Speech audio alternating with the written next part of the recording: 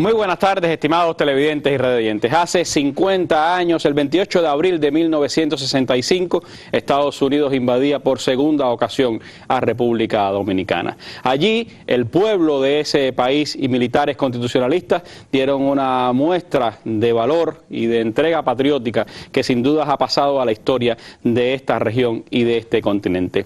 De aquella trágica y también valerosa historia que escribió el pueblo dominicano, estaremos hablando hoy en nuestra mesa redonda, que tengo el placer de estar compartiendo con el excelentísimo señor Alberto Alexander Camaño Acevedo, ministro consejero de la Embajada de República Dominicana en nuestro país y a la vez hijo del presidente y héroe nacional de la República Dominicana, Francisco Alberto Camaño Deñó. Bienvenido, Alexander. También está con nosotros el doctor Sergio Guerra Vilaboy, presidente de la Asociación de Historiadores Latinoamericanos y del Caribe, profesor de la Universidad de La Habana, y el también profesor de nuestra casa de estudios principal cubana y también presidente de la cátedra Juan Bosch de la Universidad de La Habana, el doctor Luis Céspedes Espinosa. Con ellos estaremos compartiendo nuestra mesa redonda de hoy. Le invito a acompañarnos en esta mirada a la historia y al presente de un entrañable pueblo hermano, República Dominicana.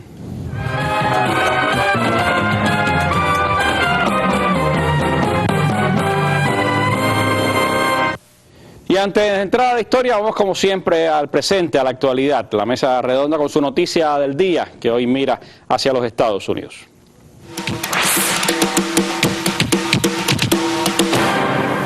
Toque de queda en Baltimore tras una jornada de fuertes protestas que se desató en ocasión del funeral del joven Freddie Gray, el afroamericano que falleció días atrás a causa de una grave herida mientras se encontraba bajo custodia policial. Las llamas encendidas en la calle por la indignación popular fueron apagadas, pero aún se mantiene el despliegue policial en Baltimore. El gobernador de Maryland, Larry Hogan, ha advertido que la Guardia Nacional está en situación de alerta, mientras la Junta General de la Guardia Nacional, Linda Shin, ha solicitado a estados vecinos el envío de 5.000 efectivos, esto con el fin de acabar las protestas. El toque de queda estará en vigor durante toda la semana, entre las 10 de la noche y las 5 de la madrugada. Estoy muy sorprendida y me siento muy triste por Baltimore y esta comunidad y las demás comunidades. Estoy triste por los jóvenes. El pueblo está atrapado en todo esto y entiendo que estamos enojados. Siento que nadie quiere escuchar, pero hay que hacerlo como Martin Luther King, que lo hizo en paz. Creo que se puede recuperar Baltimore, pero la gente tiene que involucrarse, no solo detrás de un atril o de una cámara o lo que sea. Hay que ponerse abajo con el pueblo. Este es el lugar de las personas. Bueno, así estaba señalando Telesur y también todas las televisoras internacionales. Sin duda, este es un momento de nueva repercusión en Estados Unidos sobre el tema racial. El propio presidente Barack Obama ha tenido que hablar nuevamente sobre este tema que divide a la sociedad norteamericana. La propia agencia norteamericana AP, el periódico The New York Times, están reflejando que las declaraciones del presidente Obama señalan que se está reflejando una crisis cíclica en el gobierno y en la propia sociedad norteamericana a partir de todas estas denuncias de violaciones raciales que están ocurriendo en ese país. La situación de toque de queda se mantiene. La Guardia Nacional, según el New York Times, está desplegada en todo Baltimore y la situación, pues sin duda, es de incertidumbre y también de dolor en esa ciudad por lo que ha ocurrido en este nuevo episodio de violencia policial contra la población afroamericana. Así comenzamos esta mesa redonda. Vamos ahora a la historia y al presente de República Dominicana, a 50 años de la invasión de Estados Unidos a ese hermano país.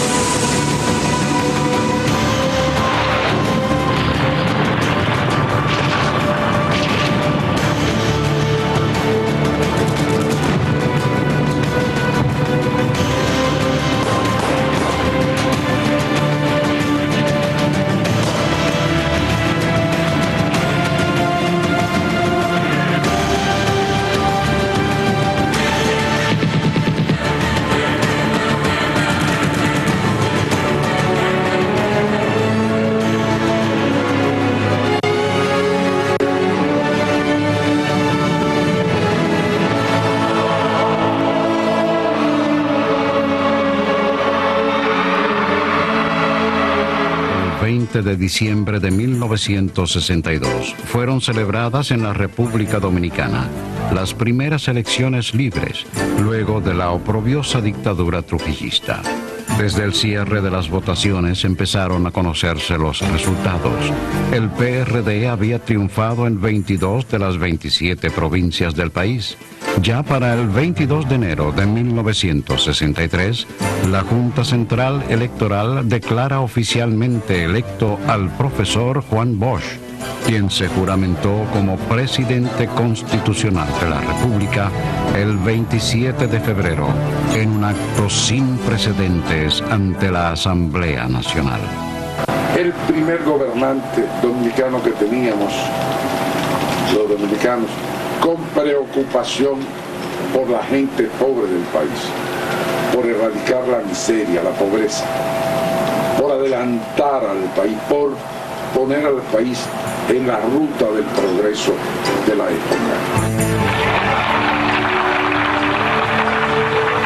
Nosotros estamos aquí con la decisión de trabajar, no de odiar. Dispuestos a crear, no a destruir, a defender y a amparar, no a perseguir.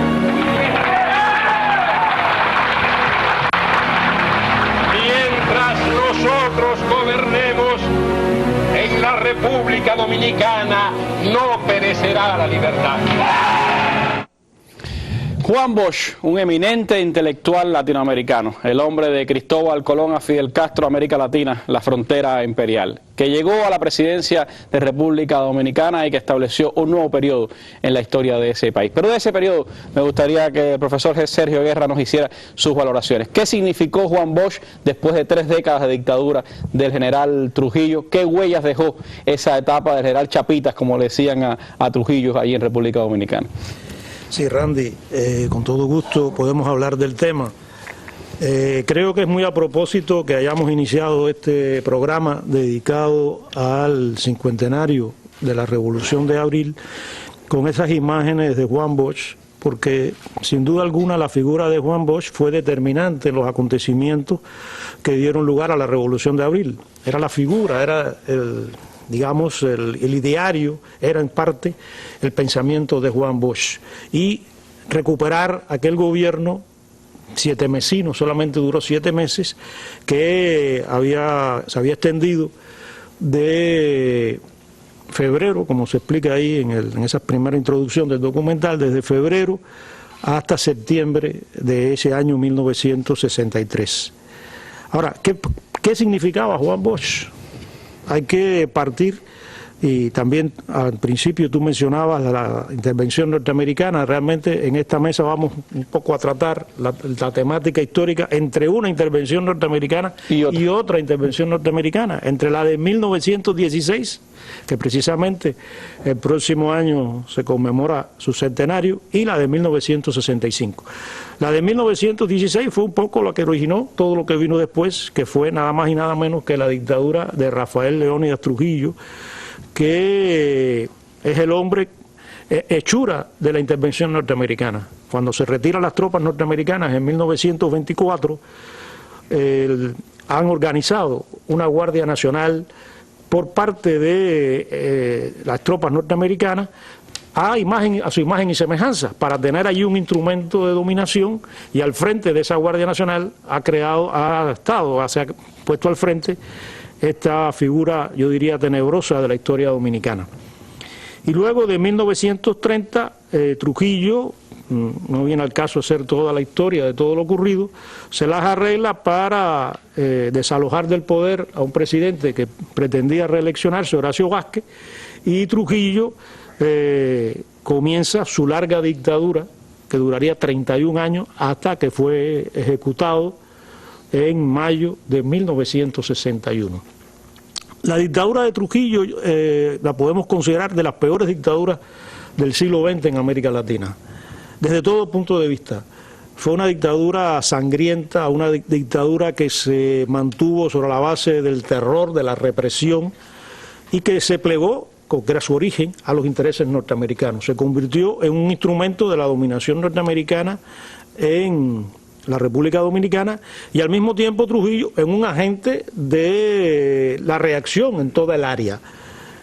Eso fue, yo diría, la característica principal de la dictadura de Trujillo, que además estuvo asociada a ser una dictadura patrimonial. Trujillo se las arregló a lo largo de las 3 décadas que estuvo al frente del gobierno, él, o dejando alguna otra figura de su séquito nominalmente al frente del gobierno, para ir apoderándose de los principales negocios del país. Y esa es una de las peculiaridades de la dictadura de Trujillo. Solamente me atrevería a compararla con la de los Somoza en Nicaragua desde esa perspectiva. No solo tenía el poder político, sino también el económico de toda la nación. Totalmente el económico, como se puso de relieve después de la muerte de Trujillo, que prácticamente pasar al Estado las propiedades de Trujillo significaba que el Estado adquiría más de la mitad de las empresas del país. Eso fue lo que ocurrió después de la muerte de la ejecución de Trujillo.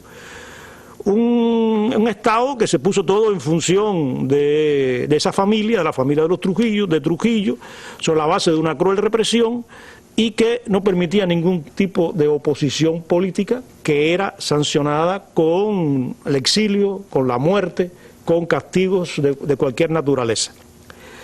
Ese proceso de dominación no estuvo exento de oposición. Hubo momentos importantes a lo largo de la historia de protestas y sobre todo de conspiraciones. Aquí mismo, nosotros en Cuba, se organizó, y es donde empieza un poco a cobrar fuerza la figura de Juan Bosch, una expedición con cubanos y dominicanos en Cayo Confite, que fue abortada por el gobierno de Grau San Martín. No, estaba Fidel. Exactamente, y que demuestra cómo se iba creando una conciencia antidictatorial que trascendía las fronteras de la República Dominicana. Y una de las figuras centrales de esa expedición abortada fue precisamente Juan Bosch, que era un líder opositor que había tenido que salir del país perseguido por la dictadura, era ya una figura de importancia desde el punto de vista como literato, como escritor, y que luego se consagra completamente a la vida política. Es uno de los fundadores del PRD, partido que se menciona ahí en 1939, que se funda aquí en La Habana precisamente por los exiliados y que es uno de los principales fuerzas de oposición para derrocar la dictadura de Trujillo. Yo diría que hay otros 2 momentos que no debo dejar de pasar o de mencionar de las luchas en la República Dominicana contra la dictadura de Trujillo, que fue la expedición de Luperón, que fue aplastada sangrientamente por las fuerzas represivas de la dictadura trujillista, y la expedición del 14 de junio de 1959, ya bajo el influjo de la Revolución Cubana, que organiza un líder revolucionario dominicano que había estado en la Sierra Maestra y se había combatido e incluso herido en los combates finales de la lucha contra la dictadura de Batista. Me refiero a Enrique Jiménez Moya, que organiza aquí en Cuba, después del triunfo de la Revolución, una expedición que desembarca por Constanza y por 2 playas, Maimón y Estero Hondo, en 1959, y en la que participa un comandante de la Revolución Cubana, jefe de un frente en la Sierra Maestra, el comandante Delio Gómez Ochoa. Ellos dos son en la práctica los jefes de esa expedición. Jiménez Moya muere, Delio Gómez Ochoa logra organizar una guerrilla y finalmente es apresado, torturado, y sobrevive, y hoy es considerado no solo en Cuba, sino en la República Dominicana, un héroe nacional. Como alguien mencionó, los dominicanos y los cubanos compartimos desde tiempos ancestrales poetas y libertadores. Nosotros, Máximo Gómez, Hatuey, y ellos también han tenido sangre cubana en las luchas por la libertad y la independencia de la República Dominicana, precisamente como demuestran estos acontecimientos. Ahora, Trujillo se convierte precisamente por estas características de su dictadura en un gobierno que se le hace como una piedra en el zapato a los Estados Unidos, sobre todo después de la llegada al poder de Kennedy. ¿Y la Revolución Cubana? Bueno, la Revolución Cubana, hay que evitar que se produzca un caldo de cultivo o una situación que es semejante a la de Cuba y que dé lugar a una revolución. Esta expedición del 14 de junio ha dado lugar a un movimiento que como el 26 de julio asume el nombre de 14 de junio, es una organización revolucionaria inspirada en la Revolución Cubana para derrocar la dictadura de Trujillo, y Y todo eso conduce a que en el contexto de la Alianza para el Progreso, del gobierno de Kennedy, que promueve salidas de gobiernos demócratas representativos, tipo Figueres, tipo Rómulo Betancourt, busquen salir de la dictadura de Trujillo, que se ha convertido en algo impresentable, en un obstáculo precisamente para aislar a la revolución cubana. Y es en ese contexto que la CIA, y eso está aprobado, organiza el asesinato de Trujillo.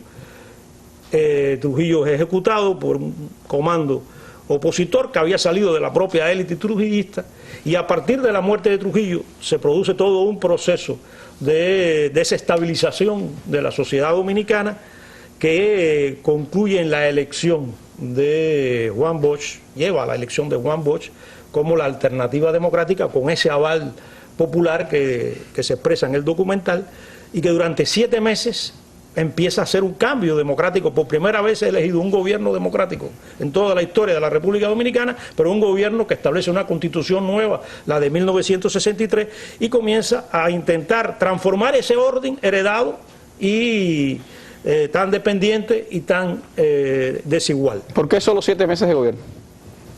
7 meses de gobierno porque el ejército es el ejército trujillista. La oposición está allí todavía, todos los elementos reaccionarios, hay todo ese crecimiento de las fuerzas opositoras, y lleva a que el ejército le dé un golpe de Estado, el mismo ejército trujillista le dé un golpe de Estado a los 7 meses de haber llegado al poder, y precisamente deja el ambiente de las promesas, de los objetivos, del cambio que se ha frustrado en apenas 7 meses. Pero dentro de esas mismas fuerzas que lo han derrocado, que son los elementos trujillistas, hay elementos sanos dentro del ejército que van a rescatar ese diario constitucionalista. La Constitución de Bosch de 1963 y el nombre de Juan Bosch se convierten en la bandera del cambio, dentro de incluso del propio ejército trujillista que lo ha derrocado. Y es lo que lleva precisamente a la Revolución de Abril de 1965. De esa revolución estaremos hablando en unos minutos. Yo les propongo que siga con nosotros recorriendo esta historia interesantísima de República Dominicana y la actitud patriótica de su pueblo.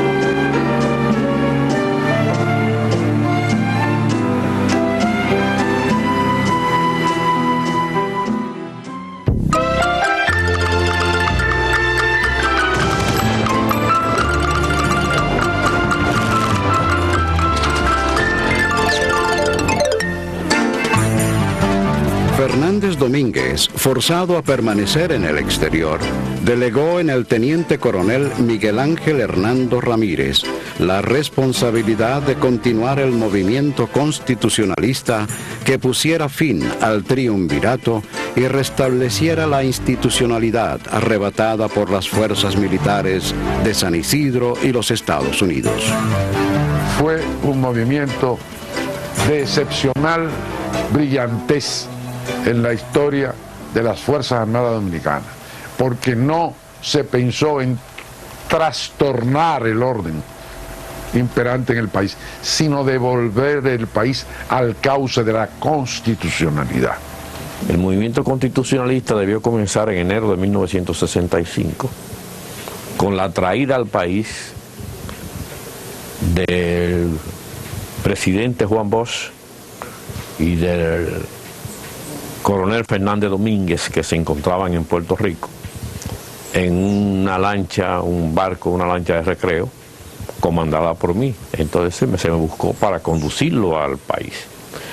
Pero eso fue abortado por una denuncia que realizó el coronel Emilio Ludovino Fernández, hermano del coronel Fernández Domínguez.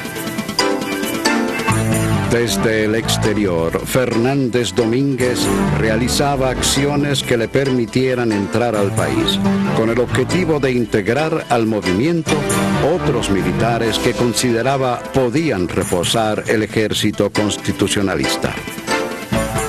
Bueno, así se señalaba en la historia un documental que hemos recibido gracias al profesor Céspedes y que nos trae un poco la historia de lo que ocurrió después de aquel golpe de Estado. Eduardo Galeano lo describe magistralmente en sus Memorias del Fuego capítulo 3, cuando dice: San Juan de Puerto Rico, Bosch, la gente se lanza a las calles de Santo Domingo, armada con lo que tenga, con lo que venga, y embiste contra los tanques. Que se vayan los usurpadores, quiere la gente, que vuelva Juan Bosch, el presidente legal.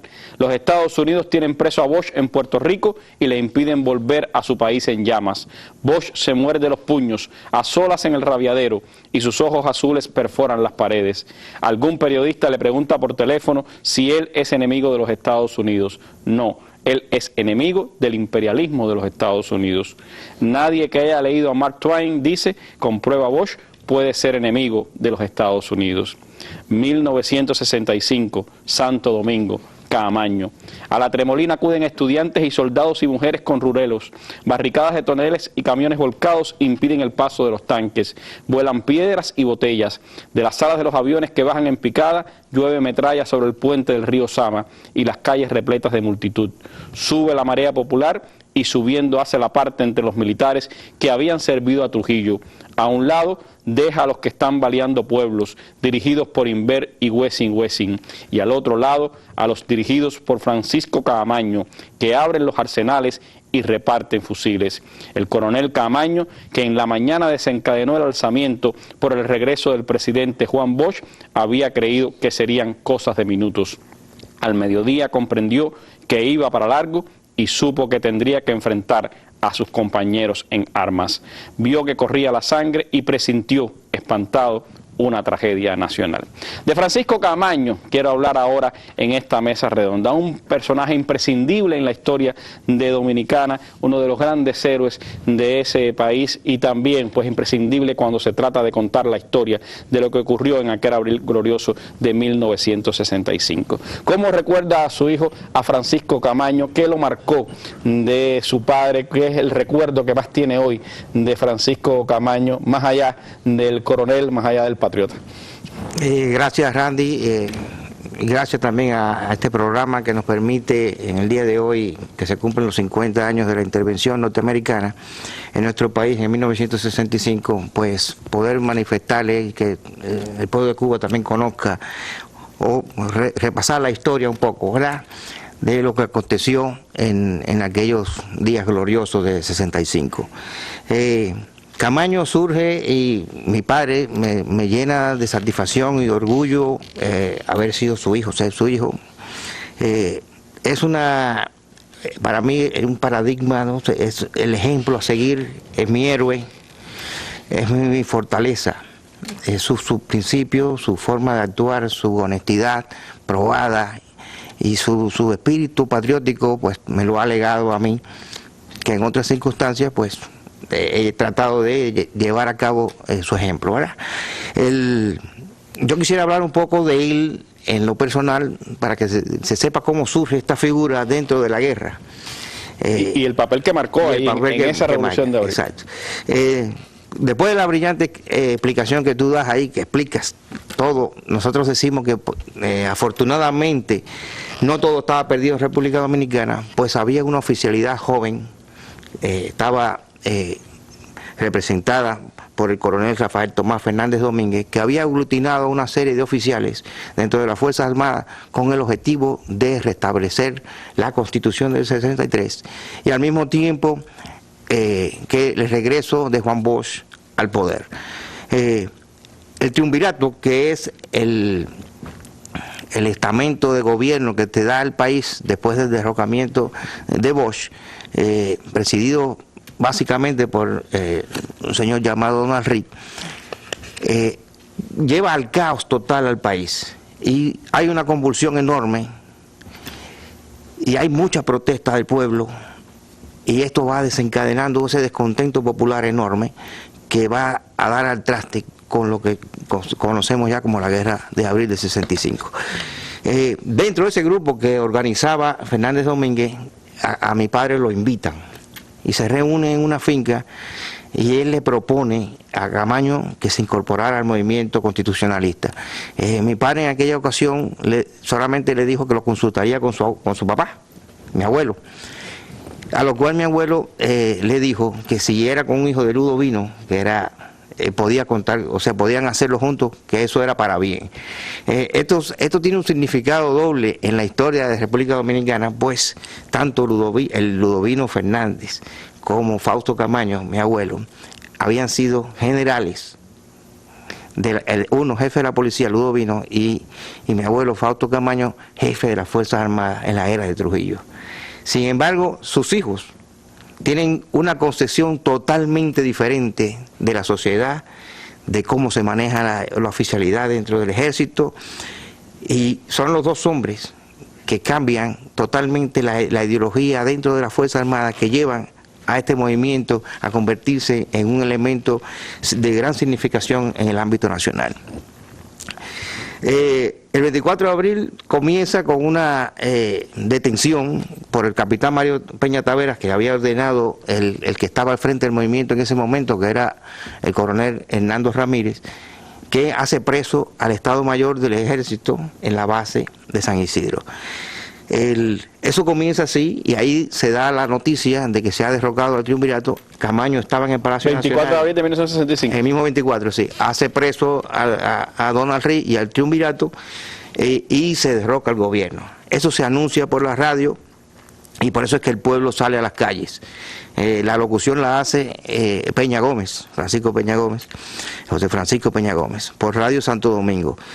Sin embargo, los militares derrocados se aglutinaron en la base de San Isidro, que era una base fuera de la ciudad de Santo Domingo, al oriente, y allí se atrincheran. Pero esa base también es el centro o sea, el CEFA, que era el centro de enseñanza de las Fuerzas Armadas, que eran las unidades militares terrestres. O sea, ahí había equipo bélico, tanques, artillería, vehículos blindados. Estos militares se sienten envalentonados por el apoyo de la embajada norteamericana, que como siempre está involucrada en todo, inclusive en el golpe de Estado a Juan Bosch. Atacan al país, a la ciudad de Santo Domingo, y comienza así el mismo 24 un bombardeo y un cañoneo a la ciudad de Santo Domingo, que por supuesto trae caos, muerte y destrucción. Y quizás hasta una desbandada de lo poco que hay que recordar también que el movimiento constitucionalista, estos oficiales, eran un grupo pequeño, como de 25 oficiales profesionales. En esta desbandada que se da en los inicios de comenzar la revuelta, pues lo que se encuentra, lo que se ve en el país es eso, la destrucción, el humo, la sangre y los heridos que vimos en las imágenes que hace un momento se pasaron. Es la imagen esa poco que describe Galeano de que ahí Camaño entendió que no sería una cosa de minutos, sino de una fuerte y violenta momento para el país, ¿no? Claro. Camaño se da cuenta ahí que realmente esto va para largo y que va a tener que enfrentar a sus antiguos compañeros de armas. Y es así que se organiza la resistencia. Hay un hecho significativo el día 27 de febrero, de abril, 27 de abril. Después de estos bombardeos se dan 24, 25 y 26, todo este cañoneo a la ciudad de Santo Domingo. Incluso se bombardea el Palacio Nacional y se bombardea en la estación de radio Santo Domingo para acallar la voz que estaba anunciando que ya se había derrocado el triunvirato y que el pueblo estaba en las calles por estas razones. Se da esta situación de que el 27 de abril. El 27 de abril se da una reunión, o sea, se logra reunir nuevamente el bando constitucionalista, o sea, y asisten a una reunión que convoca el embajador de los Estados Unidos en su embajada. Ellos van allí a solicitar, o sea, van a ver qué es lo que está pasando. Y como el presidente provisional que se había nombrado después del derrocamiento del triunvirato era Molino Ureña, que él va también, asiste allí, una forma de que mediara la embajada para evitar el bombardeo de las tropas trujillistas que estaban acantonadas en San Isidro y que de alguna manera se acabara este derramamiento de sangre hasta este momento innecesario, porque aquello era solamente una demostración de fuerza y de que no permitirían que Juan Bosch volviera al poder, ni la restitución de la Constitución del 63. En esa reunión en la embajada americana hay una discusión y el embajador norteamericano dice que ya no es momento para negociar y que deben rendirse porque las tropas de San Isidro vienen hacia la capital. O sea, ya la infantería venía hacia la capital.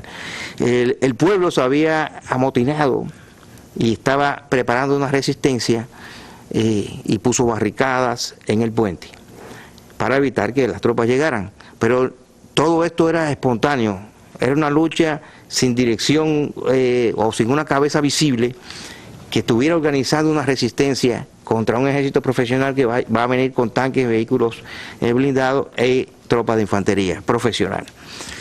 Camaño le dice al embajador como que él no conoce a los dominicanos y que él va a demostrar que lo que estaba sucediendo podía cambiar y que el pueblo dominicano estaba apto para cosas mayores. Y deciden desde ahí, una parte de los que participaron en esa reunión salió directamente a las embajadas a asilarse, pero los constitucionalistas, con Camaño enfrente, van a la cabeza del puente Duarte y ahí se da esa enorme y desigual batalla, pero que con la astucia, con el arrojo, con la valentía tanto de los militares constitucionalistas que pudieron reorganizar a ese pueblo que no tenía armas, que no tenía ningún medio de defensa profesional que no fuera balos y piedras y las botellas de gasolina con aceite, el famoso cóctel Molotov, y bajo las instrucciones de estos militares hacen y le permiten al ejército que entre a la ciudad, porque la ciudad de Santo Domingo es una ciudad pequeña, de calles estrechas. La parte colonial, la parte antigua de la ciudad. La parte antigua de la ciudad. Y los tanques cuando entraban en una calle no tenían movimiento, no podían girar, o era para adelante o para atrás, no quedaban opciones. Y ahí los emboscaron, y por eso ustedes ven en esas imágenes esos tanques que dicen pueblo, vehículos, cañones, porque se les logró quitar al ejército los tanques y la infantería. No pudo avanzar más allá de una cuadra después del puente, después de entrar al puente Duarte. Es decir, que sufrieron una derrota enorme. Sin embargo, ahí es que vienen las situaciones, ¿no? Se dan las cosas. Cuando ellos se ven tan derrotados, las fuerzas de estos militares de San Isidro, que no han podido lograr su objetivo, que pensaban que este pueblo no iba a resistir y que eso era imposible, pues acuden entonces a la fuerza del imperio. Crean toda una parafernalia de opiniones en contra de los constitucionalistas y así es que el día 28 entonces hace ese desembarco, el cual se hace directamente aterrizando en la base de San Isidro con aviones y desembarcan con la Marina por el puerto de Jaina. Una vez que están en el país, no se demora mucho para que comience entonces una batalla, ya no contra el ejército dominicano, entre dominicanos como una guerra civil, sino que entonces ahora había que defenderse de un imperio, del imperio norteamericano, de soldados americanos que estaban ahí cambiando la fisonomía de la guerra, de una guerra civil a una guerra patria. Y esa guerra patria, por supuesto, que ha marcado un momento importante en la historia de República Dominicana. De ella hablaremos en breve aquí en nuestra mesa redonda. Gracias.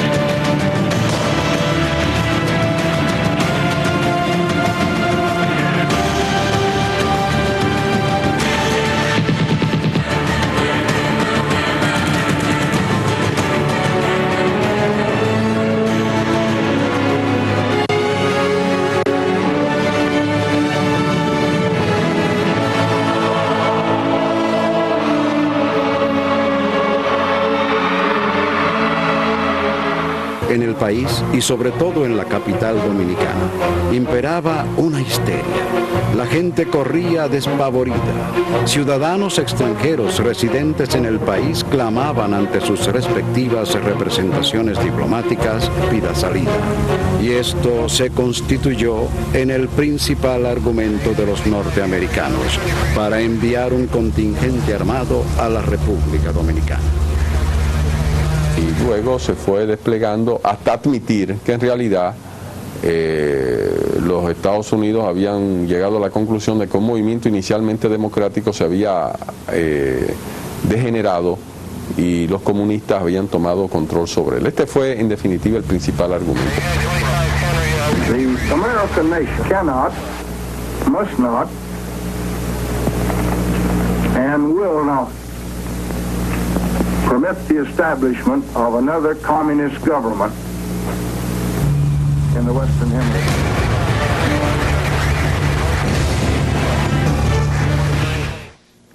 Vuelvo a Eduardo Galeano, que describe magistralmente aquellos días en Memorias del Fuego cuando dice de la invasión: ni por aire, ni por tierra, ni por mar, ni los aviones del general Wessing y Wessing, ni los tanques del general Inver son capaces de apagar la bronca de la ciudad que arde. Tampoco los barcos. Disparan cañonazos contra el Palacio de Gobierno ocupado por Camaño, pero matan amas de casa. La Embajada de los Estados Unidos, que llama a los rebeldes escoria comunista y pandilla de ampones, informa que no hay modo de parar el alboroto y pide ayuda urgente a Washington. Desembarcan entonces los marines. Al día siguiente muere el primer invasor. Es un muchacho de las montañas del norte de Nueva York. Cae tiroteado desde alguna azotea en una callecita de esta ciudad que nunca en su vida había oído nombrar. La primera víctima dominicana es un niño de 5 años. Muere de granada en un balcón. Los invasores lo confunden con un francotirador. El presidente Lyndon Johnson advierte que no tolerará otra Cuba en el Caribe y más soldados desembarcan. ¿Cómo Céspedes nos puede traer 50 años después aquel momento de la invasión norteamericana, esta segunda invasión norteamericana a Santo Domingo y la respuesta que el pueblo dominicano dio a aquellos acontecimientos? Sí, Randy. Yo voy a retomar otra vez el puente de Duarte un momento, porque ya suceden dos acontecimientos. El 27 de abril. 27 de abril, dos acontecimientos que van a tener una repercusión vital en el acontecimiento después. Como bien decía Alberto, después de la reunión de la embajada, Camaño va al puente. Hay que pensar que el movimiento constitucionalista eran los cuarteles en el ejército y pocos civiles conocían de ellos. Peña Gómez, que da la voz de que hay un movimiento constitucionalista ese día, hay un alzamiento que está preso en el Estado Mayor y Camaño tiene preso el triunvirato en Palacio Presidencial. Pero el pueblo no conoce bien, lo que conoce es que piensa que hay un movimiento entre los militares, que eso significa para ellos. De todas maneras hay una avanzada que razona de la siguiente manera: si los constitucionalistas quieren traer a Bosch y la Constitución, es bueno, y aquellos no quieren eso, aquellos son los enemigos en definitiva de lo que hay aquí, y empieza el apoyo a los constitucionalistas. Camaño no es el que está al frente del movimiento. El movimiento, como se ha dicho, Rafael Tomás Fernández Domínguez está en el exilio. El que queda por él tampoco sale, pero Camaño es el que llega al puente a organizar las tropas allí. Allí va a llegar con un grupo de constitucionalistas militares profesionales, pero allí hay pueblo también, que son los que han pensado que el movimiento constitucionalista tiene una razón y que hay que apoyarlo. Y están ahí con piedra, como decía Camaño. Con palos, piedras. De todo. Allí. Entonces Camaño organiza la defensa. Desde el punto de vista militar, que lo he explicado a él, deja avanzar las tropas allí y comienza. Bueno, a partir de ese momento hay una derrota grande, como explica Alberto, de la fuerza de Wessing, desmoralizados. Se dan a la demanda, dejan pertrechos militares, tanques, de todo, la gente tiene. Y de boca en boca, el pueblo se entera de que hay un militar, Camaño, que ha estado en el primer frente de combate, allí, que ha organizado aquello, que ha derrotado a la tropa de Wessing y se convierte prácticamente en un líder capaz de conducir los destinos después. Es decir, que Camaño surge como líder allí, en ese puente. Indiscutible, es el hombre que ha estado en la primera línea de combate, el hombre que ha detenido las tropas de los opositores de Wessing y es la figura paradigmática en ese momento que surge para dirigir el movimiento. Además de eso, Camaño también, ahí se da en el puente algo que también va a marcar la vida y que se va a perfeccionar durante la invasión norteamericana, y es que hay una unión de militares y civiles. Ahí se riega la sangre, se une la sangre de militares y civiles, allí en el puente. Y eso va a ser una constante, una unidad cívico-militar que conduce la guerra después, en el momento de la invasión.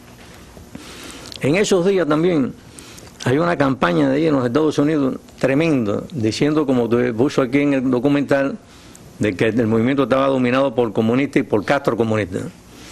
Una campaña tremenda, y que no se puede permitir, como vieron la locución de Johnson en ese momento. Pero también hay otro elemento que empiezan a usar a los norteamericanos, que es el elemento de aquella gente creado o amamantado por ellos, algunos empresarios y algunos sectores que empiezan a clamar que el país está en una bancarrota ingobernable y pidiendo la intervención norteamericana. Es decir, son elementos que nosotros conocemos, que se dan en los procesos revolucionarios, que han creado precisamente marionetas de los Estados Unidos. Para descrédito de ellos, están recogidos también en ese documental los quienes se presentaron a la televisión a jugar ese papel sin medir el alcance que pudiera tener una intervención norteamericana en destrucción y muerte de dominicanos, de vida dominicana. Para ellos, el papel que debían cumplir era de pedir la invasión norteamericana. Los primeros marines que desembarcan son 500, que desembarcan en el perímetro de la embajada norteamericana con el pretexto de defender los intereses, la vida de los norteamericanos que están allí de evacuación. Pero al día siguiente desembarcan 2.500 y ya vienen en camino 2.500 más. Hasta ahora no se ha hablado de la OEA ni de una fuerza interamericana. Los Estados Unidos intervienen porque se consideran con el derecho a intervenir allí. Y con fuerzas élites de la 82 División. Exactamente. ¿Qué sucede? Que el mismo 30 de abril ya hay fuerza norteamericana allí importante y ocurre un combate tremendo allí con el pueblo. Ya el pueblo estaba armado. El pueblo pedía en la calle le había dado armas al pueblo.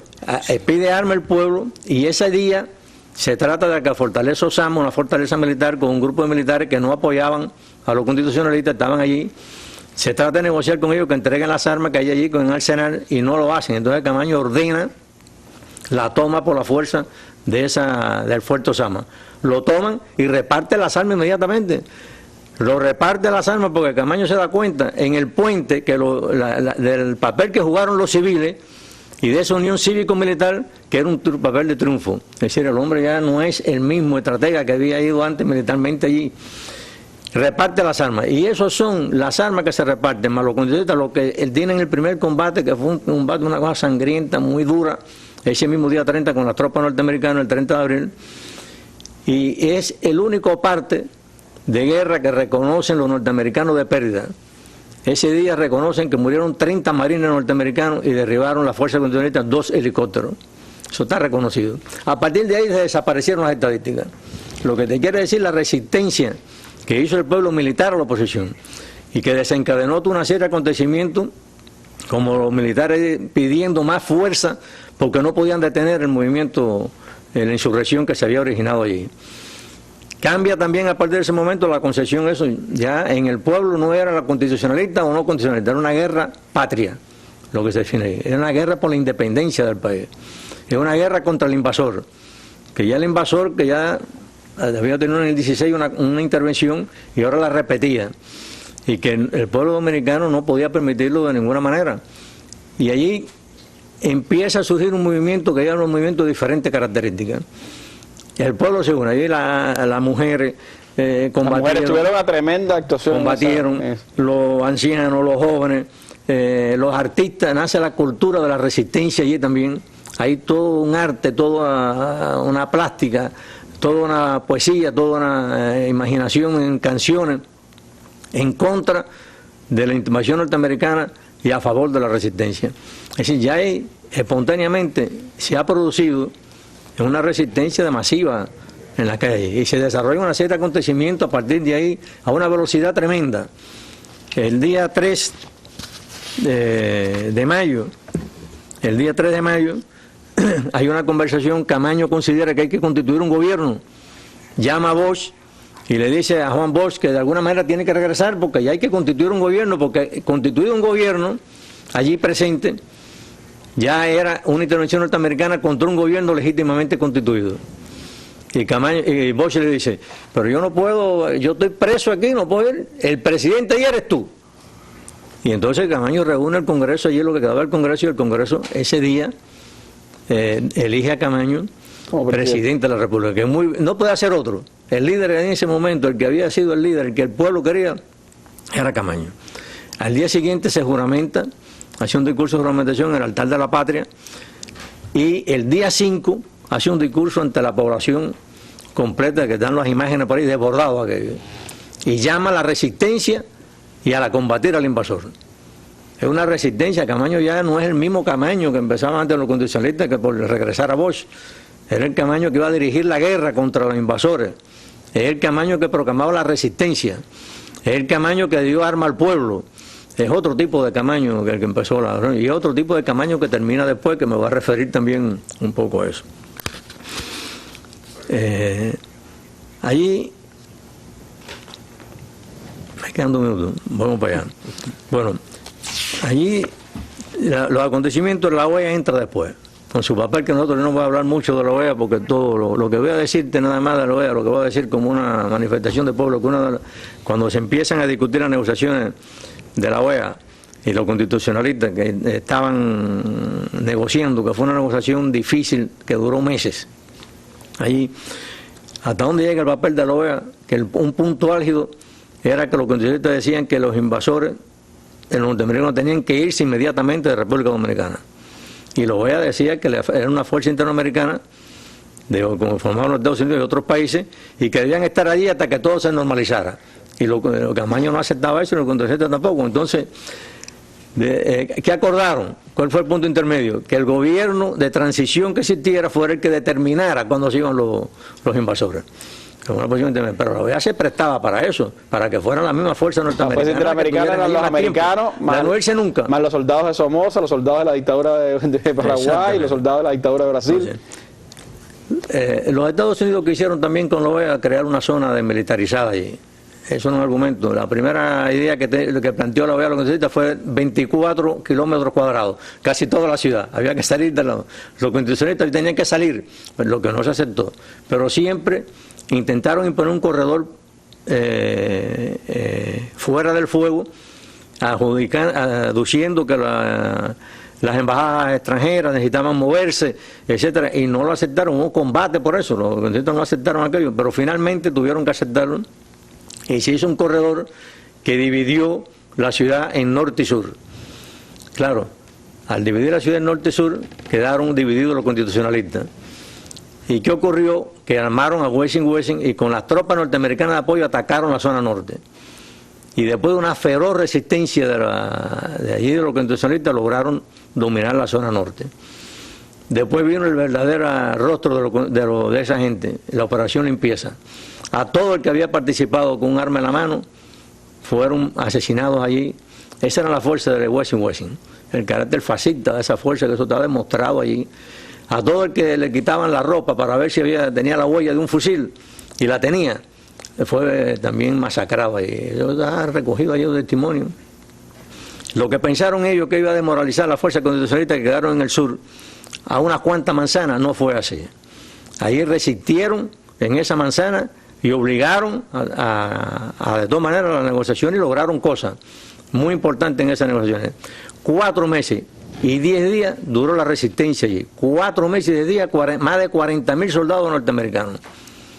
Eso es lo que consideró que hay una guerra patria de verdad, donde el pueblo dominicano fue el héroe de verdad de aquella guerra, y entregó 3.500 dominicanos murieron en esa guerra. Y a pesar de la propia invasión, los norteamericanos no pudieron imponer finalmente. No rindieron. No pudieron rendir la fuerza constitucionalista. No se rindieron nunca. Esa fue la gran lección que dejó el pueblo dominicano para su historia, y que hoy sigue estando presente en esa nación. Una historia de la que se sienten orgullosos y de la cual en los minutos finales nos hablará el hijo de Camaño.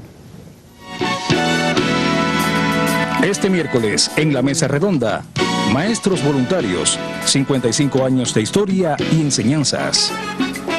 Nacidos al llamado de la revolución a cubrir las plazas de maestros rurales, más de 4.000 jóvenes dieron su paso al frente en todo el país. Un símbolo de ese movimiento fue el maestro Conrado Benítez, asesinado en el Escambray por las bandas de alzados que operaban en la zona el 5 de enero de 1961. De esa hermosa historia de sacrificio y entrega se hablará en la mesa redonda con participantes de aquella histórica generación de maestros. Cuba Visión Internacional y Radio Habana, Cuba transmitirán este programa desde las 7 de la noche y el canal educativo lo retransmitirá al final de su emisión del día.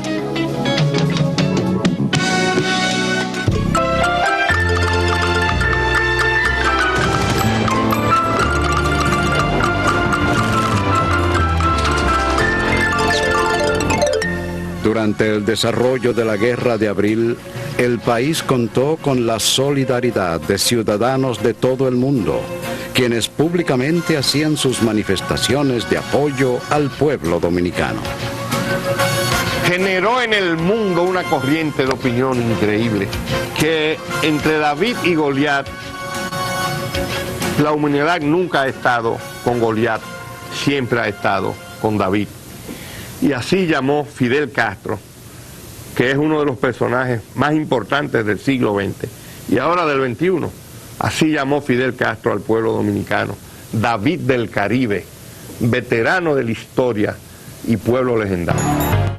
Bueno, Fidel, que convirtió sin dudas también la causa dominicana en causa de nuestro pueblo y que fue uno de los grandes, pues también adalides de aquella lucha por la independencia de Dominicana. Hoy, por cierto, los jóvenes dominicanos han enviado una carta al presidente Obama en el que le piden disculpa, que Estados Unidos pida disculpa al pueblo dominicano por la invasión militar de 1965. Ha sido publicada íntegramente en la prensa dominicana en el día de hoy. Apenas me queda un minuto y medio, pero quisiera, Alberto, que usted nos hablara, 50 años después, ¿qué sigue significando aquella gesta de abril del pueblo dominicano para su nación? Bueno, la guerra tuvo un gran significado y sobre todo una gran enseñanza. Después de la guerra de abril, jamás ningún militar ha intentado dar un golpe de Estado en el país. Y se estableció una democracia con sus imperfecciones, pero se borró por siempre de República Dominicana la opresión, la persecución política, la persecución ideológica. Y hoy podemos decir que esa es la herencia de esa guerra de abril, que hoy seamos un país democrático que vive en paz y que trata de avanzar hacia el progreso. La figura de Camaño 50 años después. Sigue siendo una figura prominente, tanto que el Congreso lo declaró héroe nacional. Es la figura más grande que tiene la República Dominicana en el siglo XX, solamente comparable con Juan Pablo Duarte y con Luperón, que fueron las dos guerras de independencia nuestra. Y creo que ese significado, o sea, demostrar dos cosas, que hay militares, que no importa su origen social, que son capaces de poner sus intereses personales fuera y atender las urgencias de un pueblo, de amar a una patria, y demostró también lo enorme que fue nuestro pueblo al hacer frente a esa invasión, convertir la guerra en una guerra patria y luchar durante esos 4 meses, a brazo partido, hombro con hombro, los civiles con los militares, defendiendo la patria y defendiendo la dignidad nacional.